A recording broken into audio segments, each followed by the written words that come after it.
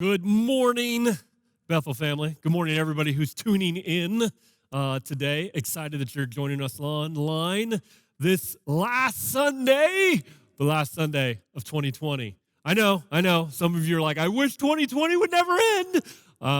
Yes, we know that's not true. Hey, everybody in the comments right now, type goodbye 2020. You should say it out loud. Give somebody a high five, jump, make your move. Woo! Like 2020, good riddance. So I don't know about you, but when I get into a new year, I start to get reflective. I start to look back on the lessons that I've learned. I start to look back on the goals, the things that I've accomplished. And I start to set goals and dream big about the coming year. If you're a big dreamer, type big dreams in the comments right now. And so I start to do that, but I will have to be honest with you. This year, I had a moment about a month ago. I was reading my Bible and I was journaling, and God began to shift my perspective about the coming year. And I think it's significant enough that I wanted to bring it to you guys this morning and to just encourage you and maybe challenge you with a bit of a shift. Let me bring it to you this way. What if we stopped thinking about ourselves long enough to see the needs of others? What if we stopped being so focused on what we want and what we need to do and what we need to achieve that we began to see the needs of others bigger than ours? What if we... And here's the thing, when God started challenging me with this, I started asking some of these questions. I didn't like the answers. I don't know about you, but if you get honest, why aren't I making a difference the way that I should? Why didn't I make a bigger difference than I did? I'm not saying I didn't make a difference. I'm just saying I could have done more, and why didn't I? Well, there's a lot of answers to that. I'm sure you guys could comment right now if you wanted to. Well, it was this, or it was busy, or COVID, or the election, or racism, or stupid people. I mean, come on, we could all make a list. You know what all these things have in common? One thing. They're all excuses, people. They're not real reasons, they're excuses. And so I think as we get into this, we all could have the opportunity to say, we've been talking a lot about hope this month. We've talked all about hope, the road to hope, that we can choose the road to hope, that it's up to us if we're going to take that road to hope. And so today I want to firmly shift to, it's not just you and me choosing the road to hope for ourselves, but it is that you and I have a responsibility to be carriers of hope. And if we don't step up to that responsibility, there's going to be some people who continue in their hurt, who continue in their pain, who continue in their hopelessness if we don't step up. And so here's the thought I want to start with. We're hope dealers, people. We are dealing hope. I mean, drug dealers deal drugs, and they're known for it. They have a reputation for it. In fact, they've probably got their drug of choice that everybody knows they deal that and they deal that. What if you and I became known? We had a reputation that if somebody needed a fix of hope, whoa, they're like, that guy over there, he's got what I need. She oozes hope. She oozes joy. She oozes stability and peace in the midst of the storm. And we have that responsibility, but circumstances, and let's keep this real, circumstances like what we've experienced in 2020 could easily distract us from our responsibility to carry hope to other people.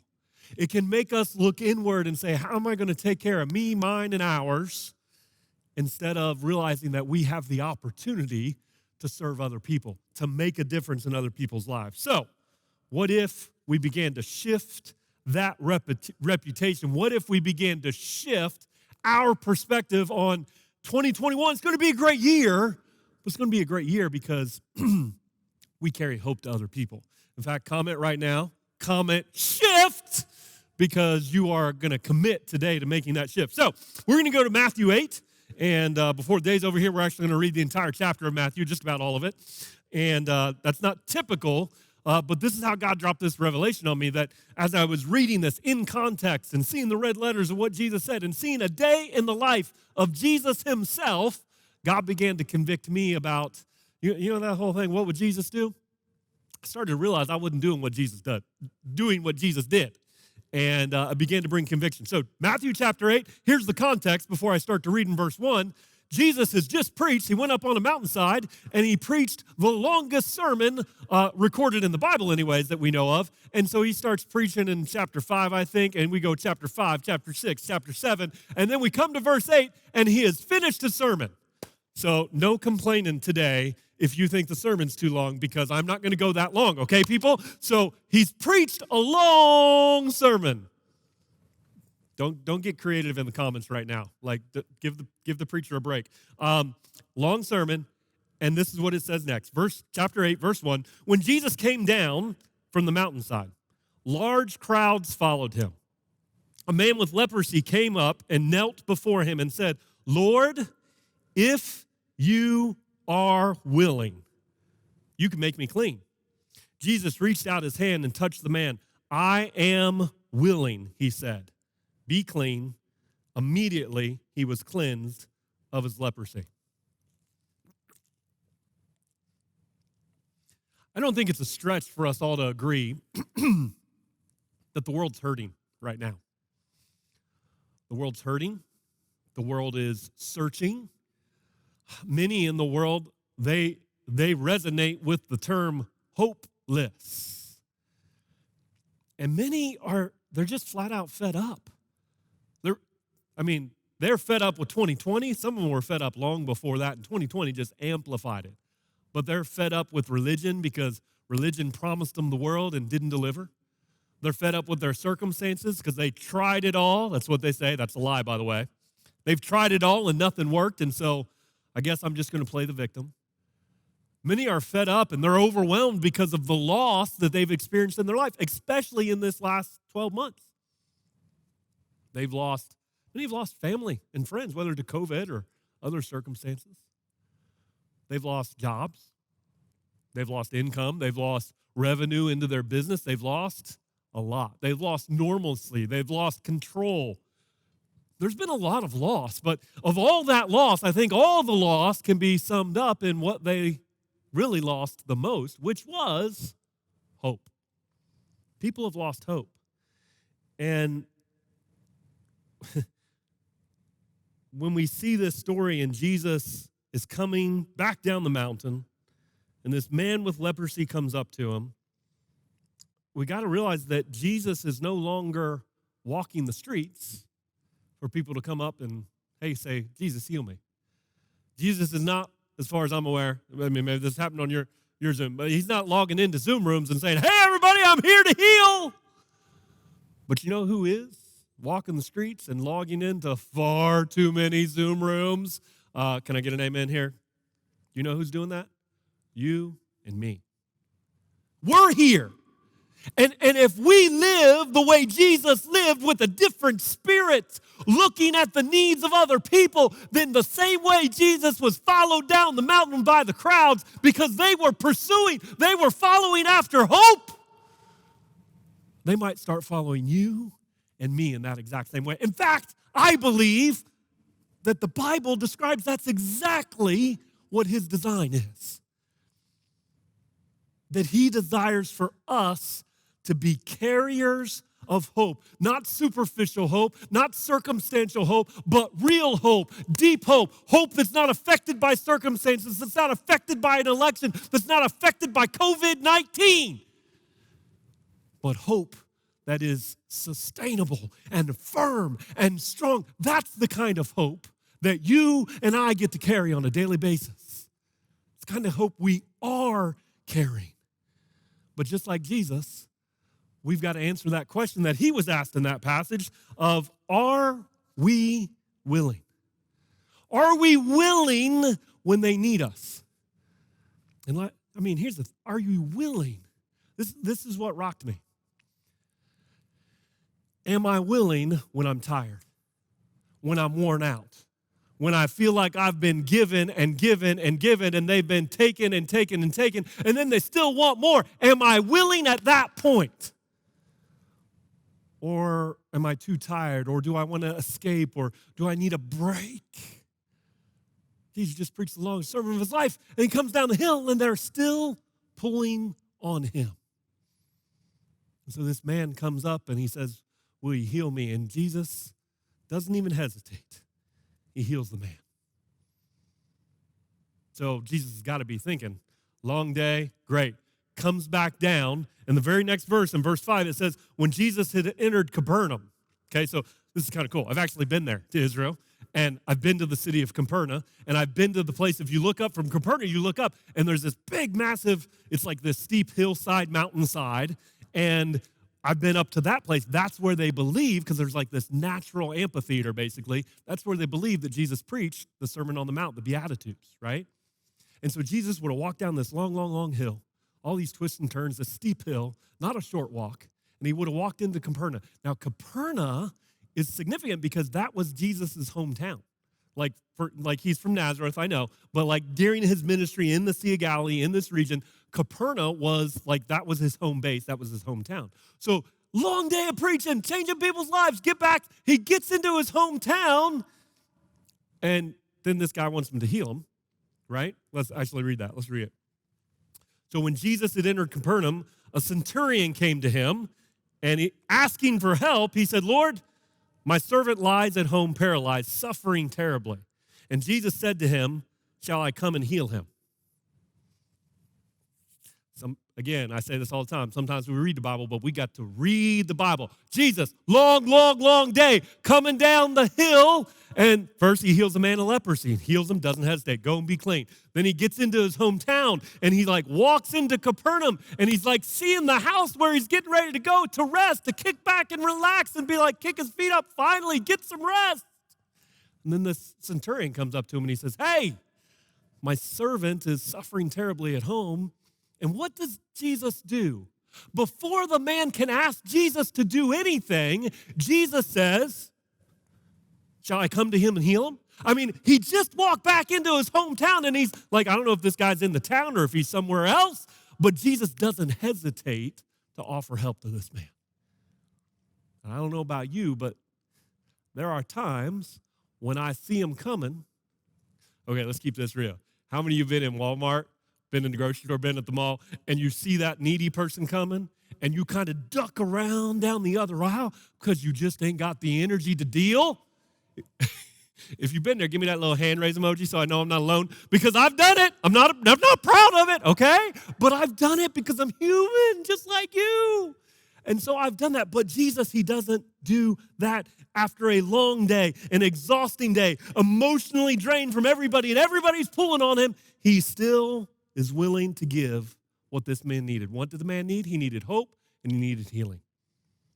So in verse 8, it says, the centurion replied, Lord, I do not deserve to have you come under my roof, but just say the word, and my servant will be healed. For I myself am a man under authority, with soldiers under me. I tell this one, go, and he goes, and that one, come, and he comes. I say to this servant, do this, and he does it. When Jesus heard this, now, because see, Jesus could have right there been like, oh, good, you get it, man, that's great. Okay, he's healed, check out. Like he could have been like quick and then off to Peter's house where he's getting ready to go. But Jesus takes this moment. He sees the man. He hears the man. He acknowledges the man's faith. And he takes a moment to teach everybody else. And he says, when Jesus heard this, he was amazed. I mean, he had time to be amazed. Exhausting day, and he took time to be amazed at this man's faith. He was amazed and said to those following him, teachable moment, right? Truly, I tell you, I have not found anyone in Israel with such great faith. I say to you that many will come from the east and west and will take their places in the feast of Abraham, Isaac, and Jacob in the kingdom of heaven. But the subjects of the kingdom will be thrown outside into the darkness where there will be weeping and gnashing of teeth. Then Jesus said to the centurion, go, let it be done just as you believed it would be. And his servant was healed that very moment. Let me ask you, when you have moments where people pull on you, let me ask you a couple questions. And here, I want you to answer these next three questions with a yes or a no. No middle ground, yes or no. That means you have to choose which is most true, yes or no. No middle ground, okay? 3 questions. Number 1, do you see the people God brings along your path? Do you see the people God brings along your path unequivocally, yes or no? Do you hear the opportunities like they're coming out of your mouth? Like when a guy says, are you willing? Do you hear the opportunities to give them hope and healing even when it's not convenient? Yes or no? No rationalizing. And are you able to be present in the moment and make the most of it for you, for others, for the kingdom? Yes or no? See, when I answer those questions without rationalizing and justifying and saying, well, of course I do sometimes, but is it my rule to see, to hear, to slow down rather than get where I'm going or do what I want to do? Is that my rule, hard and steadfast? I've got to say no. Now, he's Jesus. He's perfect, but he's also fully God and fully man. And the same spirit that raised Jesus from the dead is living on the inside of me, and the works he did, I will do even greater works than these, is what the Bible says. So if he did it, there must be something inside of me that says, I can do the same thing. I can be willing. I can say yes. It can be my rule that I respond when people are hurting and broken and hopeless to say yes. So he heals the centurion servant. And now, finally, right? Now he gets to rest. He's going to Peter's house. He's going to get to take a break, right? No. Verse 14, when Jesus came into Peter's house, Peter's his best friend, right? He came into Peter's house. He saw Peter's mother-in-law lying in bed with a fever. Nobody asked him to do anything. Nobody told him. It just said he saw. His eyes were open to the needs of others. He wasn't walking in and like kicking down and being like, oh, it was a long day. He saw. And when he saw, that's all he needed. He touched her hand and her fever left. And she got up and began to wait on him. Now, if you wanted to split hairs, we could wonder if his flesh got into it a little bit because he was like, I'm hungry. I'm healing this woman so she can serve us some food. But I think the context bears out that he saw her and he cared and he had compassion. Here's what I want us to see from this. Everywhere Jesus went, there was a demand placed on him. There was a demand placed on what was on the inside of him. There was always a need. There were always people pulling on what was inside of him.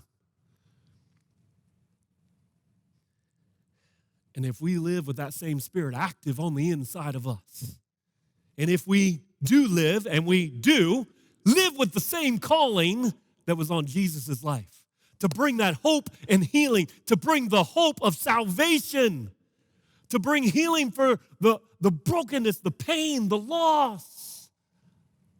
That's what the Bible talks about. It says, there's another passage in Mark, it says, and his fame spread throughout all the land, talking of Jesus. And when you go back into that passage, you see the 2 things that Jesus brought, just 2 things. He brought hope and he brought healing. And he put a calling on us. He put something, the Spirit of God on the inside of us, that we get to bring that same hope and healing. See, if there was a need that Jesus could meet, he never hesitated to do it. If there was a need that Jesus could meet, he never hesitated to do it. So we got to ask ourselves, are we doing the same thing? Freely we have received. Are we freely giving? Jesus came to serve, not to be served. Are we living like Jesus did? And I know this is a different message, but guys, what if 2021 could be the year where we say yes to God? Where we say we're willing to make a difference in ways we never have before because we're going to see people. We're going to slow down. We're going to stop hesitating. And this is a little sting, but we're going to stop holding back. The hope of the world is on the inside of you, and yet we hold back because it's not convenient, because we're too tired. And I get it, guys. 2020 was nuts. And many of you are tired. And you're exhausted, and you're still trying to sort things out in your own life. and you don't have all the answers, but can I tell you, if you shift your focus from you to serving others, there is something that happens on the inside of you that changes you. Your circumstances might not change like that, but there's something on the inside of when you tap into the calling that is in you to serve other people, to bring hope and healing to the world, something changes inside of you. So he heals the centurion. He goes to Peter's house where he finally thinks he's going to get to chill out, and he heals the mother. So now finally, he gets to rest, right? Nope. Verse 16, again, a day in the life of Jesus is what we're talking about. Verse 16, when evening came, dinner's over, evening comes, rest, right? That's what you're supposed to do. Back then, like when it got dark, everybody rested, but when evening came, many who were demon-possessed were brought to him, and he drove out the spirits with the word and healed all the sick. This was to fulfill what was spoken through the prophet Isaiah. He took up our infirmities and bore our diseases. When Jesus saw the crowd around him, he gave orders to cross to the other side of the lake. Now, at this point, I got to believe that human side kicked in a little bit, and Jesus was like, okay, I've preached, I've healed, I've cast out demons. Disciples, get in the boat, let's get out of here. Like, I need a break, right? And so he's like, I'm going to get a break, just me and my guys, just me and my fellas, let's get out of here. Verse 19, then the teacher of the law, so this is before he gets in the boat. Then a teacher of the law came to him and said, Teacher, I will follow you wherever you go.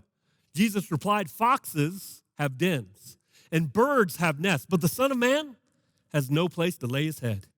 Another disciple said to him, Lord, first let me go and bury my father. But Jesus told him, follow me and let the dead bury their own dead. Here's what I'm going to say to you. Jesus knew the cost of his calling more than anybody else. He was not self-deceived. He had no preconceived notion that this was going to be easy, that the path was going to be easy, that people were going to love him, that everything was going to go his way. Jesus knew the cost. He knew it would cost him everything. It was the all-encompassing, all-in. Jesus was not holding anything back. And everybody else thought, I see that power. I see that authority. I see the miracles, signs, and wonders. And this teacher was like, I want some of that. I'll follow you wherever you go if I can get some of that. But Jesus is saying, bro, you don't even know what you're talking about. You don't know the cost of living in this calling. And he says, foxes have dens and birds have nests. What's he talking about? Well, when he came to Capernaum, that was his home-based town, but he went to Peter's house because he didn't have a house to go to himself. So there's that context, but I believe it goes deeper, and I think the context bears this out because he's not just saying, I don't have a house to call my home. But what is a fox's den? What's a bird's nest? It's their safe place. It's where they retreat to. It's where they're protected, right? I mean, think of the fox's den. It's hidden. It's isolated. It's alone. He retreats. It's his refuge, the fox's den. And Jesus was saying, hey, fellas, listen. You think you want this. But let me tell you something. This isn't a sermon, because they were the teachers of the law. This isn't a sermon I turn on and off. I don't check out. I can't shut this off. I don't shut this down. He was saying foxes have dens and birds have nests, but there is no place I can go to escape the weight of my calling, the responsibility that I have to bring hope and healing to the world. There's no place I can go to escape, to find refuge, to lay my head. He was saying, listen, I am all in to the death, is what Jesus was saying. And you see it in the next verses because picking up in verse 23, then he got into the boat and his disciples followed him. Suddenly a furious storm came up on the lake so that the waves swept over the boat. But Jesus was sleeping. What did Jesus found a place to lay his head. What did the verse just say? They have dens and nests, but I don't have anywhere to lay my head. Jesus finally finds a place to lay his head. And what happens? The disciples went in and woke him up saying, Lord, save us, we're going to die.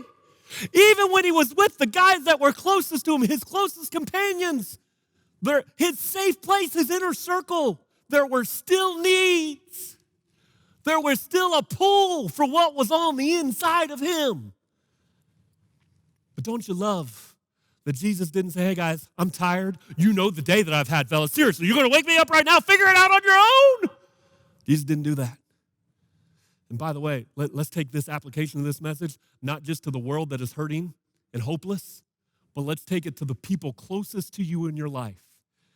Because I don't know about you, but I've been guilty of this. I've gotten better, but I've been guilty of giving my all to you and giving my all to my coaching clients and giving my all. But when I get home and I walk into the door, I've been guilty of saying, son, I'm too tired.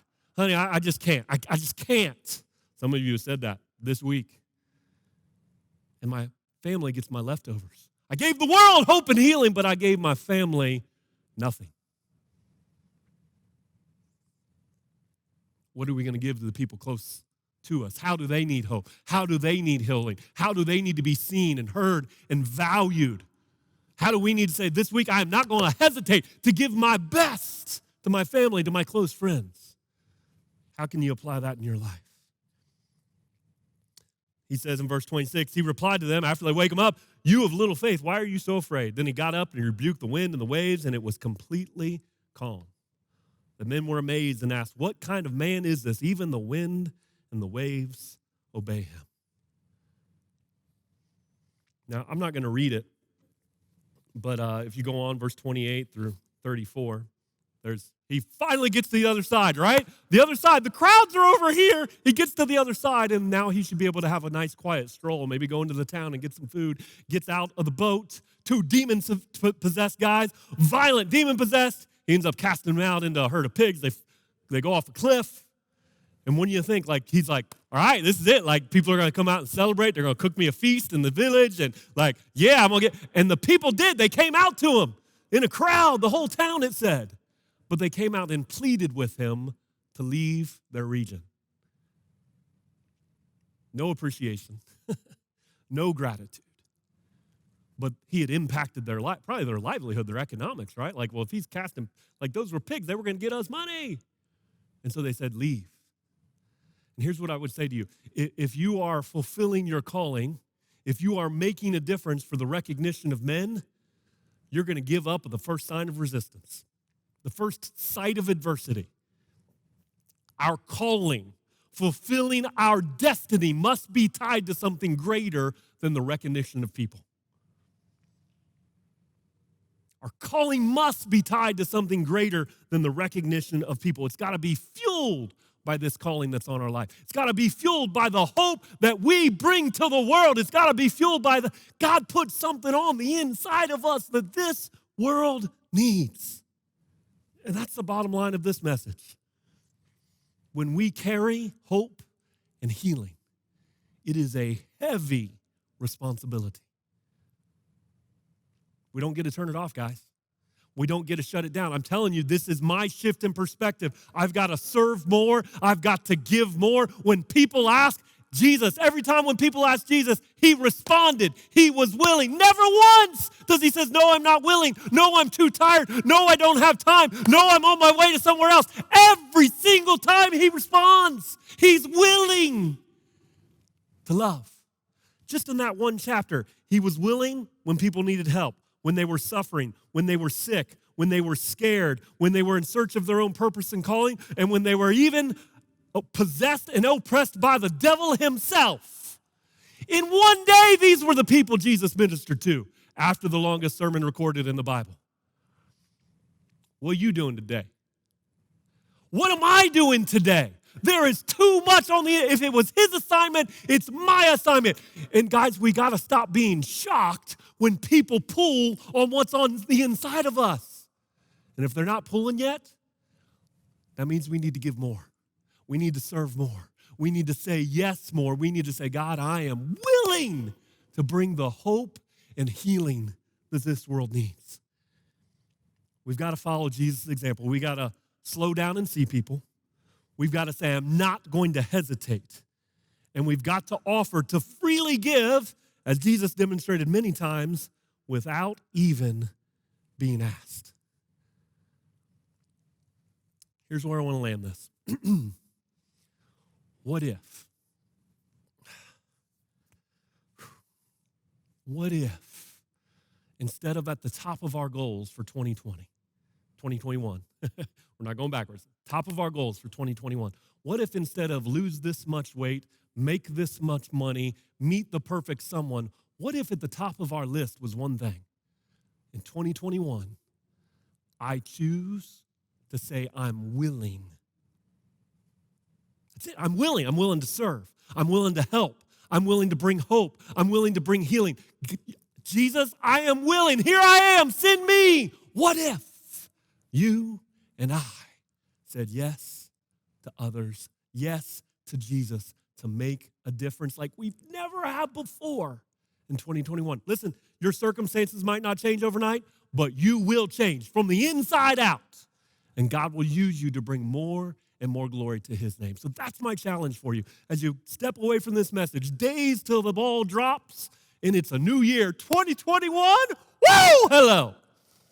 Let's all reflect on this. What does it mean this year for me to say, God, I'm willing. I say yes.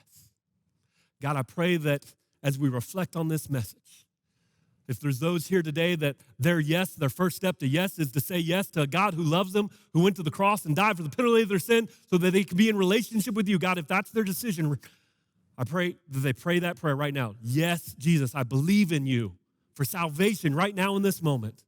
In Jesus' name. It's that simple. And then, God, I pray for those that need to say yes, and they've been holding back, they've been hesitating, they've been distracted by the craziness of a year. But today's the day we shift. We shift right now to put our eyes on you, to recognize what's on the inside of us, the hope and healing that this world needs. And today we choose to say, I am willing. Put your hands on your chest right now and just say, Jesus, I am willing. Say it again so you feel it in your soul and in your spirit. Say, Jesus, I am willing. In Jesus' name, amen. God bless you. We love you guys. We'll see you soon.